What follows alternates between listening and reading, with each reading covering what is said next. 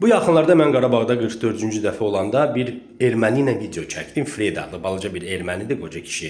Çörəklə gəzirir. Mən də dedim ki, bizim çörəmiz necədir? O dedi, əla vişi. Mən dedim, görsünüz, erməni bizim çörəyimizi yer. Eyni zamanda Xankəndidən 30 kilometr uzaqlığında Ağdamda bir ay ərzində bir neçə yerdə minalar partladı. Bir ailə minaya düşdü, sonra 2 uşaq minaya düşdü.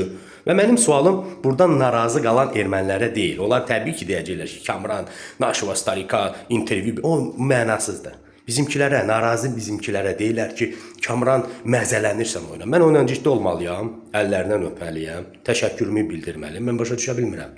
Ha? Mən onu döydüm, incitdim, söydüm. Yox! Siz nədən narazısınız? Mən başa düşə bilmirəm. Ha? Mən 45 dəfə, 60 dəfə, 50 dəfə Qarabağa gelmişəm. Qaziləri, veteranları, şəhid ailələrini aparmışam. Bütün Azərbaycanda videoları çəkib paylaşmışam. Tək ermənilərə qarşı sosial mediada 5 ildir mən müharibə aparıram. Bəzi uşaqlar poddeşka verdilər, bəziləri məndən də yaxşı oldular. Amma indi demək olar ki, sosial mediada mən bunlara qarşı tək qalmışam. Faktdır, realdır. Nədən narazısınız? Ha?